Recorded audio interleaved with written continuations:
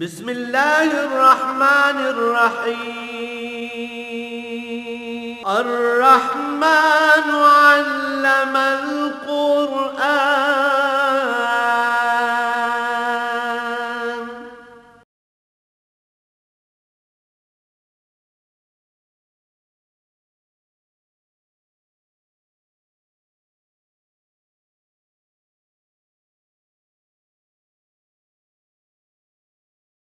الحمد لله رب العالمين والصلاة والسلام على حبيبه محمد وآله وصحبه أجمعين. أعوذ بالله من الشيطان الرجيم. بسم الله الرحمن الرحيم.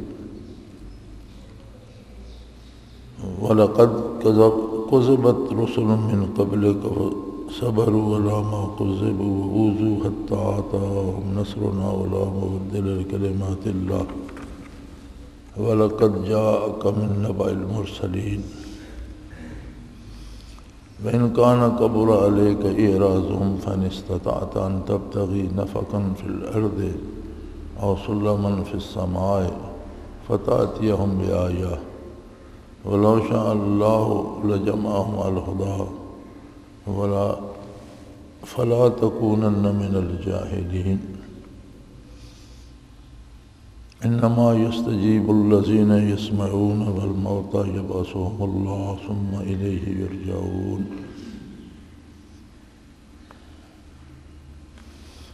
اللهم سبحانك لا علم لنا إلا ما علمتنا إنك أنت العليم الحكيم.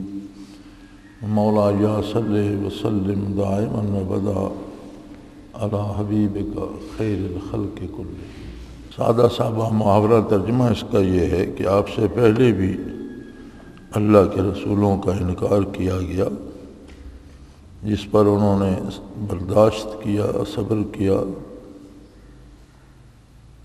اور انہیں بہت ایذائیں دی گئیں حتیٰ کہ بالآخر اللہ کی مدد آ پہنچی. اللہ کے فیصلوں کو کوئی تبدیل نہیں کر سکتا اور آپ کو ہم نے پہلے رسولوں کی باتیں بتائی ہیں. اگر ذاتی طور پر آپ سمجھتے ہیں کہ ان کا نہ ماننا آپ کو بہت ہی بوجھ لگتا ہے تو پھر اگر آپ کر سکتے ہیں تو ان کے لیے زمین میں سرنگ لگا کر یا آسمان پر سیڑھی لگا کر کوئی نشانی لے آئیے اور یہ دیکھیے کہ اگر اللہ چاہتا تو سب کو ہدایت پر جمع کر دیتا. لہذا اس معاملے میں آپ سادگی اختیار مت کیجیے. وَلَا تَكُونَنَّ مِنَ الْجَاهِلِينَ. انما یستجیب الذین یسمعون. قبول وہ لوگ کرتے ہیں جو دل سے، توجہ سے، غور سے سنتے ہیں. جو سننا ہی گوارا نہیں کرتے وہ مانیں گے کب؟ اور یہ یقینی بات ہے کہ مرنے کے بعد تمام مرنے والوں کو اللہ کریم زندہ کریں گے اور سب کو اللہ کی بارگاہ میں پیش ہونا ہے.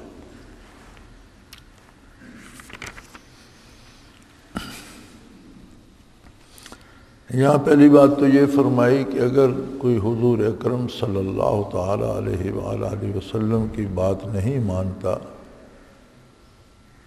تو یہ کوئی عجیب بات نہیں ہے، چونکہ انبیاء کی ایک طویل فہرست ہے، اللہ کے رسولوں کی ایک بڑی لمبی لسٹ ہے. اور جب بھی کوئی اللہ کا رسول تشریف لایا تو جن لوگوں کو اپنی انا کا گھمنڈ تھا، اپنی بڑائی کی فکر تھی، جو اللہ کی کائنات میں اپنی منمانی کرنا چاہتے تھے، انہوں نے نہیں مانا.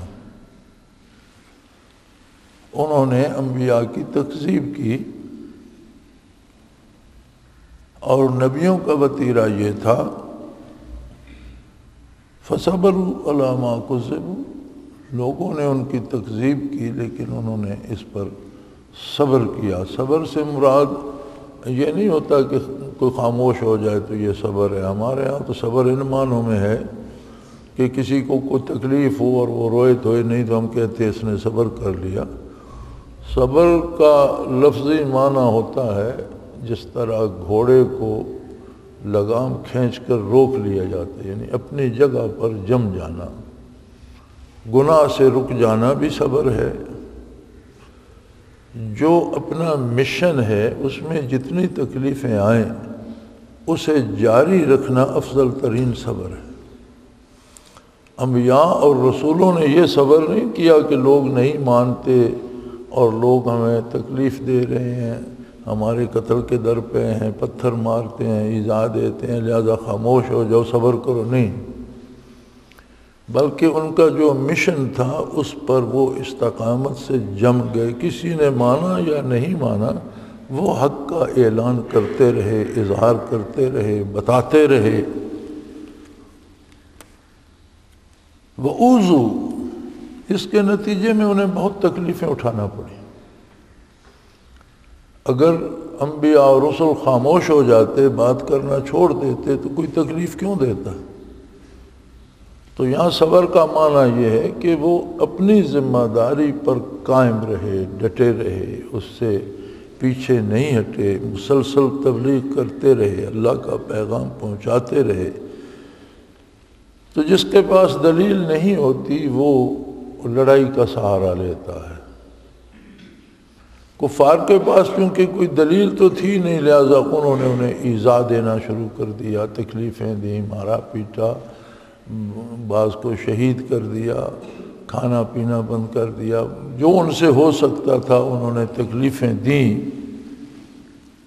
جب اللہ کے نبیوں کو انہوں نے تکلیفیں دیں تو ہر چیز کی ایک انتہا ہوتی ہے. کسی راستے پر آپ چل پڑیں تو کتنا بھی لمبا ہو، آخر ایک دن وہ ختم ہو جاتا ہے، منزل آ جاتی ہے. جب انہوں نے انبیاء کی مخالفت کی اور اللہ کے رسولوں کو تکلیفیں دیں تو ایک دن پھر وہ اپنی انتہا کو پہنچ گئے. حتیٰ آتاہم نصرنا، حتیٰ کہ پھر انبیاء اور رسول کے پاس اللہ کی مدد آئی اور کفار تباہ ہو گئے. بعض پر آگ برسی، بادلوں سے پانی برستا ہے، بعض پر انہی بادلوں سے آگ برسی.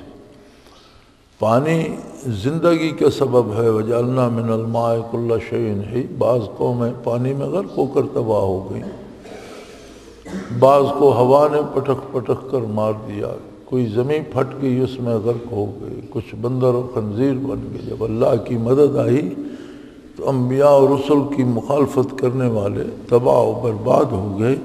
لا مبدل لکلمات اللہ، اس لیے کہ اللہ جل شانہ کے فیصلوں کو کوئی تبدیل نہیں کر سکتا، اللہ کی باتوں کو کوئی بدل نہیں سکتا، اللہ کی بتائی ہوئی بات کو کوئی تبدیل نہیں کر سکتا.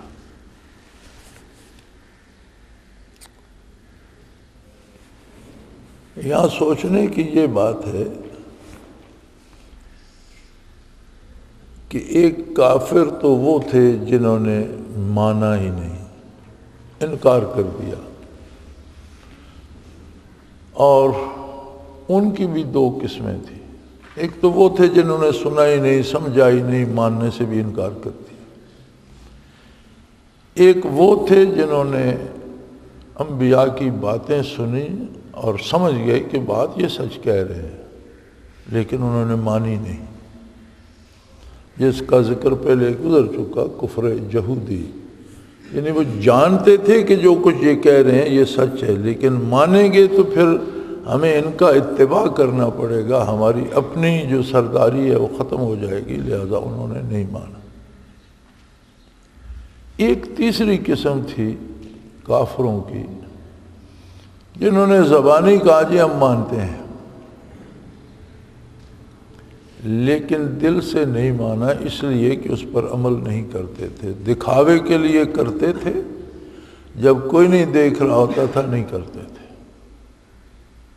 چوتھے وہ لوگ تھے جنہوں نے مانا اور بصر و چشم مانا اور زندگیاں نچھاور کر دیں، لیکن اللہ کے احکام اور نبی کے اتباع کا دامن نہیں چھوڑا.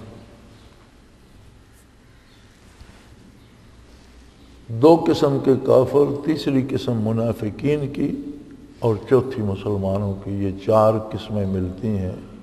منافق بھی کافر ہے، کفر یہودی والا بھی کافر ہے، منکر بھی کافر ہے، لیکن کفر کے اندر ان کی قسمیں ہیں۔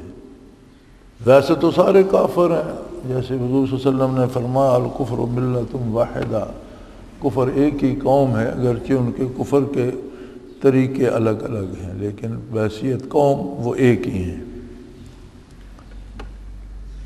مسلمانی میں کوئی تصور نہیں ہے کہ مسلمان اللہ کے حکم کے مطابق عمل نہ کرے یا رسول اللہ صلی اللہ علیہ وسلم کا اتباع چھوڑ دے، ایسا تصور اسلام میں نہیں ہے۔ ہم قرآن کریم کو پڑھتے بھی ہیں، سنتے بھی ہیں، اکثر لوگ تلاوت کرتے ہیں، وہ معنی کی طرف توجہ ہی نہیں دیتے، معنی ساری عمر سیکھتے بھی نہیں ہیں۔ ہم سیکھتے بھی جانتے بھی ہیں تو اگلے کافروں پہ منطبق کر دیتے ہیں، جہاں فضیلت آتی ہے وہاں صحابہ کا نام لے دیتے ہیں، ہم اپنے آپ کو الگ ہی رکھتے ہیں۔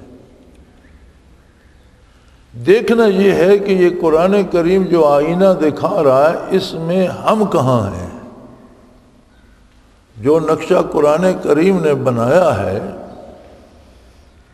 کہ کفار کے خلاف تو اللہ کی مدد آئی اور وہ تباہ ہو کے ان پر عذاب آئے، ہم کہاں کھڑے ہیں؟ ہم جو کلمہ بھی پڑھتے ہیں، نمازیں بھی پڑھ لیتے ہیں، روزے بھی رکھ لیتے ہیں، کیا ہماری ساری زندگی جو ہے اس کا کردار حضور اکرم صلی اللہ علیہ وسلم کا اتباع ہے، یا ہم نے صرف عبادات کو دین سمجھ لیا ہے کہ نماز پڑھ لی، حج کر لیا، روزہ رکھ لیا، زکوٰۃ دے دی، دین کا حق ادا ہو گیا، باقی چوری کرو، رشوت کھاؤ، کسی کا حق لوٹو، کسی کو ناجائز قتل کرو، کسی کی آبرو لوٹ لو، خیر ہے، یہ سب چلتا رہے گا۔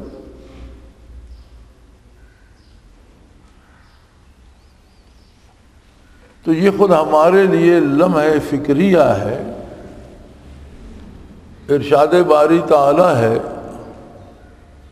کہ ظہر الفساد فی البر والبحر بما کسبت ایدی الناس، لوگوں کے اعمال کی وجہ سے سمندروں میں، زمینوں پر فساد بڑک اٹھتے ہیں، آگ لگ جاتی ہے، سمندروں میں طوفان آ جاتے ہیں، لوگ غرق ہو جاتے ہیں، تباہ ہو جاتے ہیں، سمندر خشکیوں پہ چڑھ دوڑتے ہیں، ہزاروں گھر تباہ ہو جاتے ہیں، لاکھوں لوگ تباہ ہو جاتے ہیں، آپس میں لڑنے لگتے ہیں، لڑ لڑ کر لوگ مرنے لگتے ہیں، بددیانتی ہوتی ہے تو مال سے برکت اٹھ جاتی ہے۔ نبی صلی اللہ علیہ وسلم نے فرمایا جہاں زنا کی زیادتی ہو جاتی ہے وہاں قتل ہونے لگتے ہیں، لوگ ایک دوسرے کو مارنے لگتے ہیں، جہاں لین دین میں بددیانتی ہوتی ہے وہاں برکت اٹھ جاتی ہے، افلاس آ جاتا ہے، ہر بندہ افلاس میں گرفتار ہو جاتا ہے۔ فقیر تو پہلے فقیر ہے جس کے پاس سرمایہ نہیں ہے، جن کے پاس سرمایہ ہوتا ہے وہ بھی افلاس کا شکار ہو جاتے ہیں۔ تو ہم اپنے حالت کو آج کو دیکھیں، کیا کسی دن کسی ٹیلی ویژن کے پروگرام میں یا کسی اخبار میں کوئی دن ایسا ہے جس میں قتل عام کی خبریں نہ ہوں کہ وہاں قتل ہو گیا، وہاں اتنے مارے گئے، وہاں اتنے مارے گئے؟ آج کون ہے جو افلاس کا شکار نہیں ہے؟ لوگوں کے پاس، جن کے پاس پیسے ہیں وہ بھی پیسے لے کے پھرتے ہیں، چینی نہیں ملتی، آٹا نہیں ملتا، گیس نہیں ملتی، بجلی نہیں ملتی، پیسے ہیں۔ جن کے پاس نہیں ہے وہ تو نہیں ہے، جن کے پاس ہیں ان کو بھی نہیں ملتی۔ اور عذاب الہی کیا ہوتا ہے؟ اللہ کی گرفت اور کیا ہوتی ہے؟ اور یہ کیوں ہے؟ یہ اس لیے ہے کہ ہم دین سے مذاق کرتے ہیں۔ ہم کہتے ہیں جی ہم مسلمان ہیں، لیکن ہمارا کردار یہودیوں سے بھی بدتر ہے۔ علامہ مرحوم نے کہا تھا کہ وضع میں تم ہو نصارا اور تمدن میں ہنود، کہ شکل تیس تمہاری نصارا اور عیسائیوں جیسی ہے، اور تمہاری معاشرت ہندوؤں جیسی ہے، جو ہندوؤں کی رسومات تھیں وہ ساری تم نے لے لی ہیں، اور ہندوؤں جیسی تمہاری رسمیں ہیں۔ وضع میں تم ہو نصارا اور تمدن میں ہنود، اور یہ مسلمان جنہیں دیکھ کے شرمائیں یہود، کردار تمہارا ایسا ہے کہ دنیا کی ذلیل ترین قوم یہودی ہے، ان سے بھی بد کرداری میں تم لوگ بڑھ گئے ہو، جھوٹ بولتے ہو، بددیانتی کرتے ہو، دوسروں کا مال لوٹتے ہو، رشوت کھاتے ہو، دھوکہ دیتے ہو، بدعہدی کرتے ہو، جو برائی ہے جو یہودی نہیں کرتے تم وہ بھی کرتے۔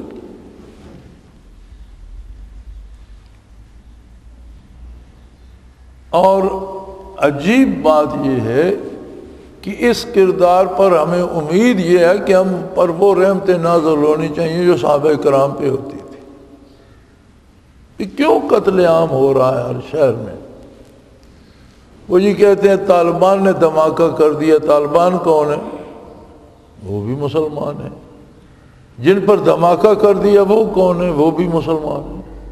تو مسلمان آپس میں لڑ رہے ہیں نا، مسلمان کو مار رہا ہے۔ اگر طالبان امریکہ کے خلاف لڑ رہے ہیں تو پاکستان کی ساری عوام جو ہے یہ بھی تو امریکہ کو اچھا نہیں سمجھتی، سب امریکہ کو برا جانتے ہیں۔ انہیں مارنے کا کیا حاصل؟ پھر امریکنوں کو جا کر مارو۔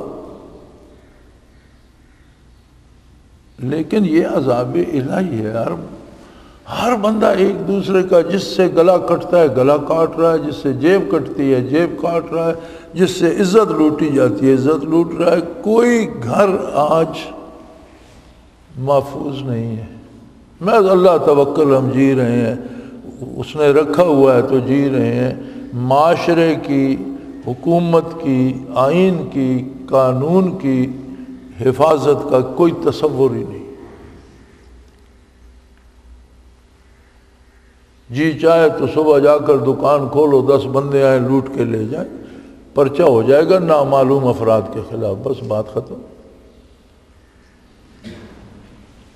تو یہ سارا وبال جو ہے،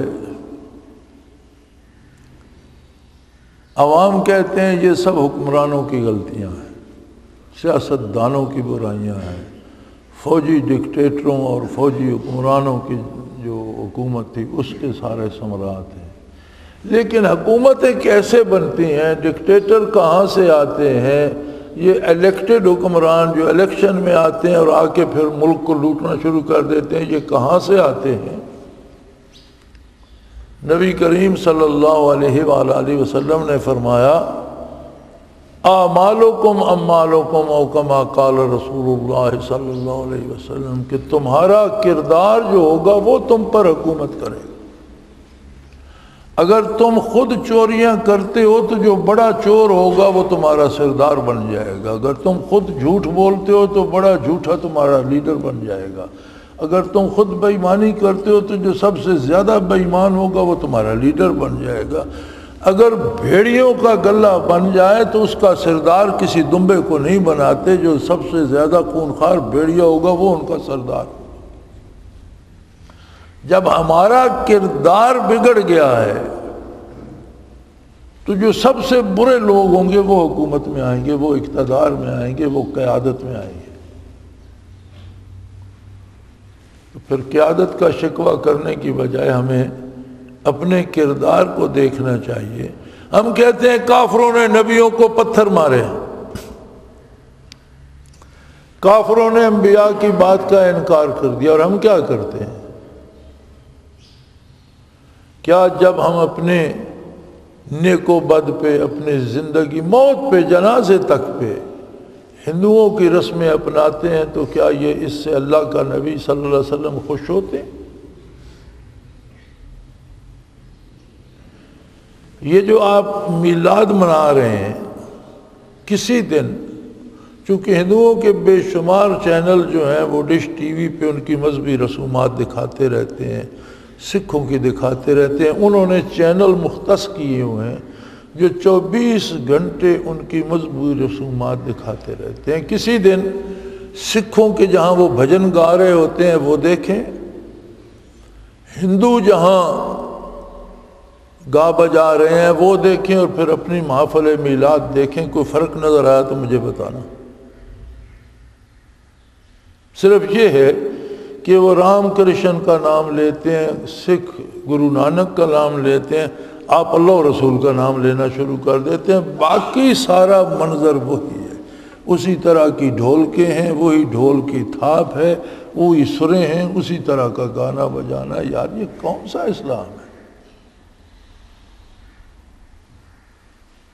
اور گا بجا کر فارغ ہو جاتے ہیں، پھر کوئی کام سنت کے مطابق نہیں ہے، ضرورت ہی نہیں ہے، بلکہ صبح سے جلوس شروع ہو گیا تو نمازیں بھی گئیں، لوگوں کی بھی خراب کیں اور شور مچائی رکھا شام تک۔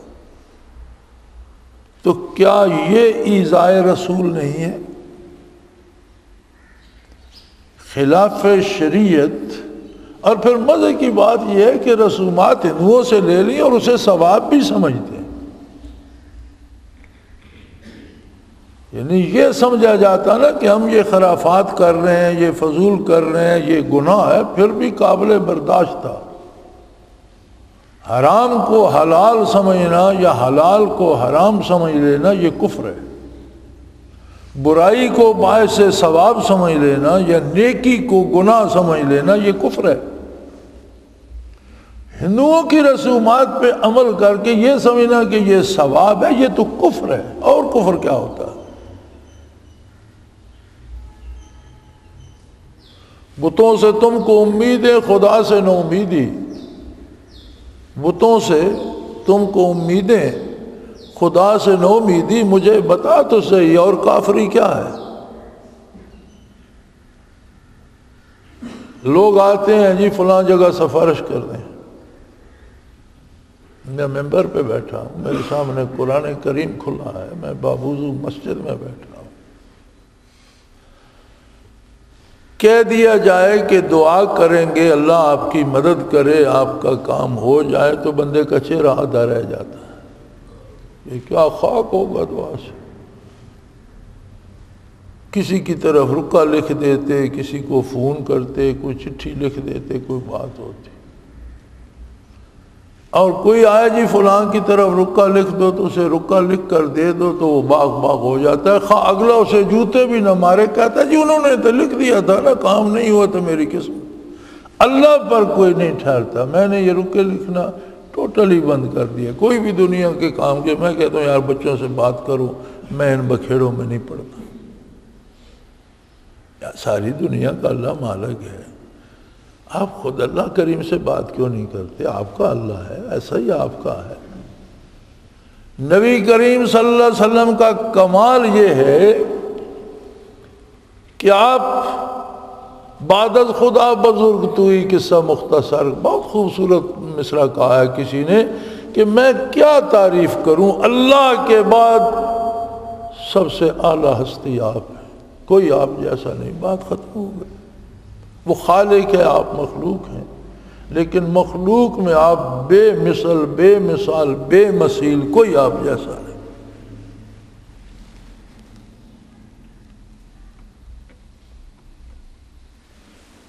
کیا ہم محمد الرسول اللہ صلی اللہ علیہ وسلم کے احکام کی خلاف ورزی کر کے اللہ کا قرب پا سکتے ہیں؟ اور وہ ہستی ایسی کریم ہے کہ اتنی عظیم ہستی جو کائنات کے لیے باعث رحمت ہے، جو نبیوں کا بھی نبی ہے، امام المرسلین ہے، اس نے یہ نہیں کہا کہ بھئی جب اللہ سے بات کرنا چاہو تو پھر میرے پاس آنا، پھر میں تمہیں اللہ سے بات کرنی۔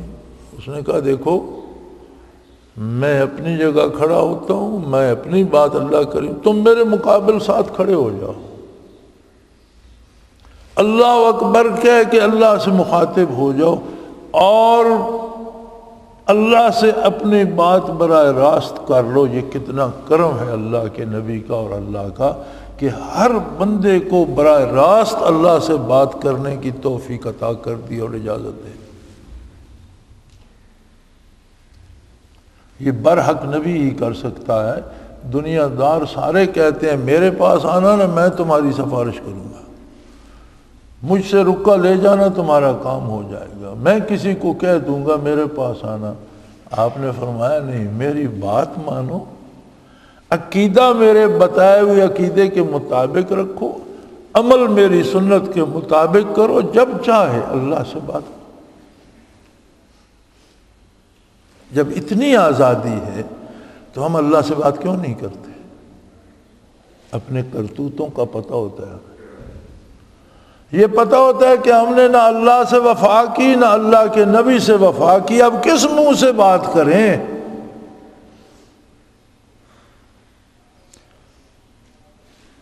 ایک افسر آ کے لگتا ہے، آپ اس کو افسر ماننے سے انکار کر دیتے ہیں، وہ جو حکم دیتے آپ نہیں مانتے، کل کون سی درخواست لے کر اس کے پاس جائیں گے؟ وہ بھی آپ جیسا انسان ہے، لیکن آپ اپنی درخواست لے کر نہیں جا سکیں، کسی اور کے پاس ہی جائیں گے، یار میری تو اس سے بنتی نہیں، تو میری اس سے کچھ کرا دے۔ ایسا ہی ہوتا ہے۔ آج یہی عالم ہمارا اللہ اللہ کے رسول کے ساتھ ہے۔ ہم کہتے ہیں کوئی ہمارے لیے دعا کر دے، یار کوئی کیوں کر دے؟ تمہارا اللہ نہیں ہے، تمہارا محمد الرسول اللہ نہیں ہے۔ کوئی تو تب کر دے کہ اس کا آپ سے زیادہ ہو یا آپ کا نہ ہو، ہے تو ہم سب کا، ہم اس کے نہیں رہے۔ مالک سب کا ایک ہے، مالک سب کا ایک ہے، مالک کا کوئی ایک، وہ تو سب کا ہے، ہم اس کے نہیں رہے۔ اس لیے نہ ہم سے دعا مانگی جاتی ہے، نہ ہم سے بات کی جاتی ہے۔ کیسے عجیب لوگ تھے۔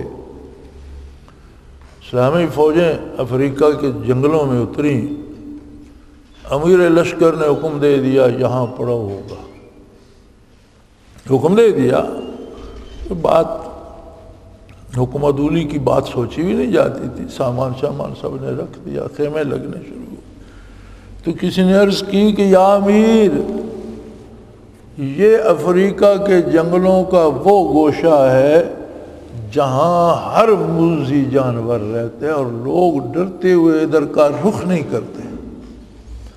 یہاں شیر چیتوں سے لے کر بڑے بڑے اژدہے تک اور بچھوؤں سے لے کر سانپوں کی ہر قسم تک اور ہر ایذا دینے والا درندہ اور جانور اس جنگل کے اس گوشے میں رہتا ہے۔ اچھا،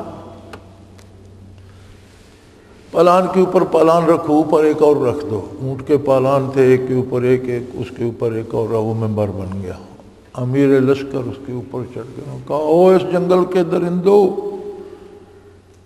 وحشی اور موذی جانوروں، میں محمد الرسول اللہ کا غلام ہوں، میں اپنی فوج کا یہاں کیمپ بنا رہا ہوں اور ہم یہاں شہر بسائیں گے، لہذا تم یہ جنگل چھوڑ کر چلے جاؤ، خالی کر دو اس جنگل کو۔ مورخین لکھتے ہیں کہ شیر اپنے بچوں کو منہ میں اٹھائے جا رہے تھے، سانپ اپنے بچے لیے جا رہے تھے، ہر درندہ اپنے بچے بھی لیے ہوئے، آنن فانن ہر موذی جانور نے جنگل خالی کر دیا۔ اور یہ کوئی عجیب بات نہیں، یہ بڑی عام روایت، ہر کوئی جانتا سنتا ہے، آپ نے بھی بارہا سنی ہو۔ بات یہ تھی کہ ان کی وفائیں اللہ واللہ کے نبی کے ساتھ تھی۔ ہم دعوے کرتے ہیں، زبان کہیں اور ہے، دل کہیں اور ہے، کردار کوئی اور ہے۔ تو فرمایا کوئی عجیب بات نہیں، جو پہلے نبی آئے ان کو بھی ایذا دی گئی، کافر ایذا دیتا ہے، منافق ایذا دیتا ہے، لیکن عجیب بات ہے دعوی اسلام کے بعد ایذاء نبی کا سبب بننا بڑی عجیب بات ہے۔ حتیٰ کہ اللہ کی مدد آئی، اور اللہ کی باتوں کو کون بدل سکتا ہے؟ کوئی نہیں بدل سکتا۔ لَقَدْ جَاءَكَ مِن نَّبَإِ الْمُرْسَلِينَ، اور میرے حبیب ہم نے آپ کو بہت سے رسولوں کی باتیں سنائی ہیں، لہذا آپ بھی صبر کیجئے، ایذا برداشت کیجئے، آپ کو ایذا دینے والے سے بدلہ ہم لیں گے، وہ آپ کو نہیں، وہ ہمیں ایذا دے رہا ہے۔ حضور فرماتے ہیں ایک حدیث میں ہے کہ جس نے میرے صحابی کے شان میں گستاخی کی، بلکہ سب کا لفظ ہے کہ گالی دی، اس نے مجھے دی، اور جس نے مجھے دی اس نے اللہ کو دی، اور وہ خود اس سے نپٹ لے گا۔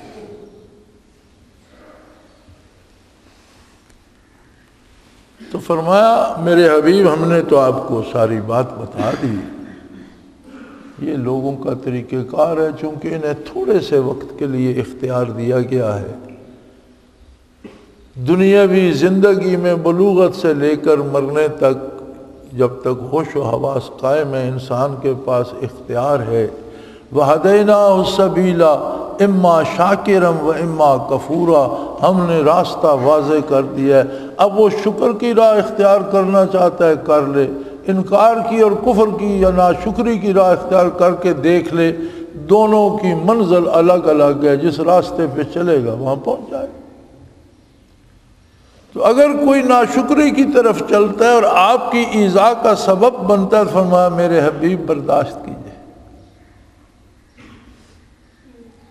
اور اپنے مشن پہ جمے رہیے۔ صبر کا مطلب ہے کہ جو کام کر رہے ہیں اس میں کوئی لغزش نہ آئے، آپ اپنا کام کرتے رہیے، وقت آئے گا ہم ان سے نپٹ لیں گے۔ تو میرے بھائی یہ محدود وقت ہے، یہ گزر جائے گا، ہم جو کر رہے ہیں وہ کل ہمارے ساتھ قبر میں ہوگا۔ حضور صلی اللہ علیہ وسلم کا ارشاد ہے کہ مرنے والے کے پاس ساتھ 3 چیزیں جاتی ہیں، اس کا مال و دولت، اس کی شان و شوکت، مال و دولت۔ عمراء جب مرتے ہیں تو ان پر ریشمی کپڑے پڑے ہوتے ہیں، غریب فقیر مرتے ہیں تو وہ بھی خیس چادر میں گزارا ہو جاتا ہے، لیکن وہ مال قبر تک اس کے ساتھ ہے۔ آل اولاد، بیٹے، بھائی، رشتہ دار، وہ بھی ساتھ جاتے ہیں، اور فرمایا اس کے اعمال بھی ساتھ جاتے ہیں۔ عزیز و اقارب قبر میں رکھ کے لوٹ آتے ہیں، مال بھی واپس آ جاتا ہے، لوگ آپس میں بانٹ لیتے ہیں، اعمال اس کے ساتھ ہی رہ جاتے ہیں۔ جو زندگی بھر اس نے کیا وہ اسے بھگتنا پڑ جاتا ہے۔ کوئی خوش نصیب ہوتا ہے تو اس کے ہاتھ پاؤں پر، چہرے پر اللہ کا نور ہوتا ہے۔ فرمایا میری امت 5 کلاں ہوگی آخرت میں، یعنی ہاتھ بھی نورانی ہوں گے، پاؤں بھی نورانی ہوں گے، پیشانیوں سے بھی نور پھوٹ رہا ہوگا، 5 کلاں ہوگی، اس لیے کہ یہ 5 وقت ہاتھ منہ بھی دھوتے ہیں، پاؤں بھی دھوتے ہیں، 5 وقت اللہ کی عبادت بھی کرتے ہیں، حلال کھاتے ہیں، سچ بولتے ہیں، میری اطاعت کرتے ہیں، میرا اتباع کرتے ہیں۔ قبر میں فرمایا القبر روضۃ من ریاض الجنہ، قبر بھی جنت کے باغوں میں سے ایک باغیچہ ہے۔ قبر میں اتر جاتے ہیں تو کیا فرق پڑتا ہے، دنیا کی جنتوں سے چھوٹ کر جنت کے باغیچے میں جا بیٹھے۔ لیکن فرمایا دوسری طرف جو مخالفت دین کی کرتے ہیں، عمل نہیں کرتے، برائی کرتے ہیں، فرمایا او حفرۃ من حفر النیران، یا پھر دوزخ کے گڑھوں میں سے ایک گڑھا بھی ہے۔ مرنے والا یا جنت کے باغیچے میں پہنچ جاتا ہے یا دوزخ کے گڑھے میں۔ اب یہ ہمیں خود فیصلہ کرنا ہے کہ ہم کس طرف چل رہے ہیں، ہم کہاں پہنچیں گے۔ اگر تو ہماری زندگی آقا نامدار صلی اللہ علیہ وسلم کی اطاعت میں بسر ہو رہی ہے تو یقیناً انشاءاللہ جنت کے باغیچے میں پہنچے، اور اگر اپنی زندگی، اپنے عقائد، اپنے نظریات اور اپنے کردار میں حضور کا اتباع چھوڑ دیا تو اللہ معاف کرے، پھر دوسری طرف دوزخ ہے، درمیان میں کوئی جگہ نہیں۔ القبر روضۃ من ریاض الجنہ وحفرۃ من حفر النار، قبر یا جنت کے باغوں میں سے ایک باغیچہ ہے یا دوزخ کے گڑھوں میں سے ایک گڑھا۔ او کما قال رسول اللہ صلی اللہ علیہ وسلم۔ تو میرے بھائی دعا کرو اللہ ہمیں گناہوں سے نجات دے اور آقا نامدار صلی اللہ علیہ وسلم کا اتباع کرنے کی توفیق عطا فرمائے، اور ایک دوسرے پر تنقید نہ کرتے رہو، دوسروں سے پہلے اپنے آپ کو دیکھو کہ میں کیا کر رہا ہوں، چونکہ میرے ساتھ میرے عمل جائیں گے، آپ کے ساتھ آپ کے عمل جائیں گے۔ پہلے اپنی اصلاح کرو، پھر دوسرے کو بھی جتنا بتا سکتے ہو بتاؤ، وہ مانے نہ مانے اس کی مرضی، لیکن پہلے اپنی اصلاح، پہلے خود مان کر تو دکھاؤ۔ ابوبکر صدیق رضی اللہ عنہ نے مانا، مردوں میں پہلے ایمان لانے والے ابوبکر صدیق، خواتین میں حضرت خدیجہ الکبریٰ، بچوں میں حضرت علی کرم اللہ وجہ الکریم۔ حضور نے دعویٰ کیا، انہوں نے مان لیا، کوئی دلیل نہیں پوچھی۔ جب واقع معراج ہوا مکہ مکرمہ میں تو بڑا شور مچا۔ حضور نے صبح بیان کر دیا، وہ یہ جو صفا مروہ اور یہ گردا گرد جگہ مسجد حرم بنی ہوئی ہے، یہ بہت تنگ سی بیت اللہ کے گرد جگہ تھی، اور پہاڑیاں قریب قریب تھیں، اور چٹانوں پر بیٹھ کر گپے مشرکین لگایا کرتے تھے۔ یہ تو بنتے بنتے پہلے ترک خلافت کے زمانے میں ترکوں نے جگہ کھلی کی، مسجد بنائی، پھر یہ آل سعود آ گئی، انہوں نے اور کھلی کر کے مسجد وسیع کر دی اور شاندار بنا دی۔ تو آپ صلی اللہ علیہ وسلم نے ان کے سامنے بیان کر دیا، انہوں نے شور مچا دیا کہ ہم بیت المقدس جاتے ہیں تو 3 مہینے بھگا کر اونٹوں کو لگ جاتے ہیں آنے جانے میں، یہ ایک رات میں گئے بھی، آ بھی گئے، اس سے آگے جو آسمان پر بھی گئے، جنت میں بھی گئے، وہ جو بات کرتے ہیں اسے تو رہنے دو، بیت المقدس تک آنا جانا کہاں ممکن ہے۔ ابو جہل نے کچھ لوگوں سے کہا کہ جاؤ آپ ابو بکر سے کہو کہ تو ان کی ہر بات مانتا ہے۔ آج انہوں نے ایسی بات کی ہے جسے کوئی سمجھدار بندہ نہیں مانے گا، کوئی ذی شعور نہیں مانے گا۔ حضرت اپنے گھر میں تھے، کفار گئے، بھاگے گئے اور بتایا کہ بھئی آج آپ کے حبیب نے، آپ کے جسے آپ نبی مانتے ہیں، آپ کے محبوب نے انوکھی بات کر دی کہ میں رات کو بیت المقدس گیا اور وہاں سے آسمانوں پر چلا گیا اور واپس مکہ مکرمہ بھی پہنچ گیا، بیت المقدس آیا، پھر مکہ مکرمہ، یہ کیسے ممکن ہے؟ انہوں نے پوچھا کہ یہ جو کچھ تم کہہ رہے ہو یہ انہوں نے کہا ہے؟ ہاں، وہ نہ کہتے تو ہم آپ کو بتانے کیوں آتے، یہی تو انہوں نے کہا۔ تو انہوں نے کہا پھر یہ انہوں نے سچ کہا ہے، اگر یہ میرے محمد صلی اللہ علیہ وسلم نے کہا ہے تو انہوں نے سچ کہا ہے، میں اس کو مانتا ہوں، میں یقین کرتا ہوں۔ اور پھر انہوں نے کہا بے وقوف ہو، میں اس سے بڑی بات مان چکا ہوں کہ ان پر آسمانوں سے، عرش عظیم سے، اللہ کی بارگاہ سے وحی آتی ہے، یہ بیت المقدس آنے جانے سے تو یہ بہت بڑی بات ہے، میں بڑی بات مان چکا ہوں، اگر یہ انہوں نے کہا ہے تو سچ کہا ہے، میں مانتا ہوں۔ اس دن حضور نے فرمایا ابو بکر صدیق، ابو بکر سچا ترین آدمی ہے۔ علماء لغت میں جب معنی کرتے ہیں کہتے ہیں صادق سچا ہوتا ہے، لیکن وہ سچا کہ جیسا واقعہ ہو ویسا ہی بیان کرے بلا کم و کاست، وہ صادق ہوتا ہے، وہ سچا ہوتا ہے۔ اور صدیق وہ ہوتا ہے جو کہہ دے واقعہ ویسا ہی ہو جائے۔ صدیق اسے کہتے ہیں کہ جو اس کی زبان سے نکلے وہی سچ ثابت ہو۔ تو جب آپ نے تصدیق کی تو حضور نے فرمایا کہ ابو بکر صدیق ہے، تب آپ کے نام نامی کے ساتھ صدیق کا اضافہ ہو گیا۔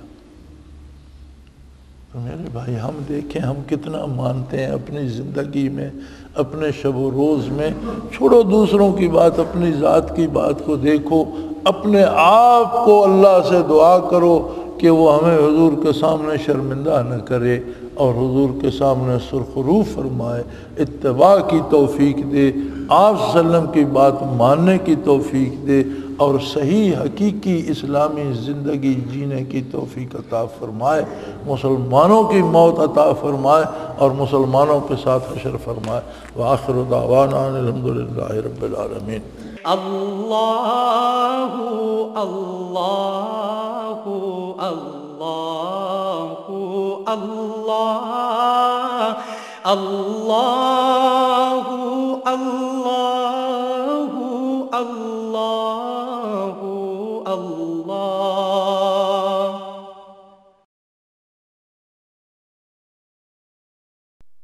حضرت امیر محمد اکرم آوان مد ذلہ العالی دارل عرفان منارہ ضلع چکوال میں سالہ سال سے قرآن و حدیث کے اوپر خطابات کر رہے ہیں اور سلسلہ نقشبندیہ اویسیہ کے مطابق لوگوں کو ذکر الہی کی تربیت دے رہے ہیں۔ وہ قرآن پاک کی تفسیر ترتیب وار بیان کر رہے ہیں۔ تفسیر قرآن کو وہ موجودہ ملکی اور بین الاقوامی حالات کے مطابق بیان کرتے ہیں۔ موٹر وے سے کلر کہار کے انٹرچینج سے نکلتے ہوئے کلر کہار کی جھیل سے ہوتے ہوئے میانی، بوچھال اور نور پور سے گزرتے ہوئے دارالعرفان منارہ پہنچ سکتے ہیں۔ حضرت امیر محمد اکرم آوان نے بچیوں اور بچوں کی دینی اور دنیاوی تعلیم کے لیے سقارہ اکیڈمی کے نام سے ایک درسگاہ بھی قائم کی ہے، جس کا افتتاح ملک پاکستان کے صدر جنرل محمد ضیاء الحق نے اپنے دست مبارک سے کیا تھا۔ وہ تمام احباب جو اسلام کی طلب رکھتے ہیں ان سے گزارش ہے کہ دارالعرفان منارہ ضلع چکوال میں امیر محمد اکرم آوان صاحب کے خطابات سے مستفید ہوں۔ وہ ہر جمعے کو نماز سے پہلے بیان فرماتے ہیں۔ ہر ماہ کی پہلی اتوار کو ماہانہ اجتماع ہوتا ہے جس میں آپ خصوصی خطاب فرماتے ہیں اور پاکستان کے چاروں صوبوں سے احباب اس اجتماع میں شرکت کرتے ہیں۔ اس کے علاوہ یہاں سال میں 2 مرکزی اجتماعات بھی ہوتے ہیں، ایک رمضان المبارک میں اعتکاف کا اجتماع اور دوسرا جولائی اور اگست میں 40 دن کا اجتماع ہوتا ہے جس میں روحانی تربیت کی جاتی ہے۔ اپنا خون سیماب دے کر اتنا ہم کر جائیں گے، نام آقا کا چمن میں پھر رقم کر جائیں گے۔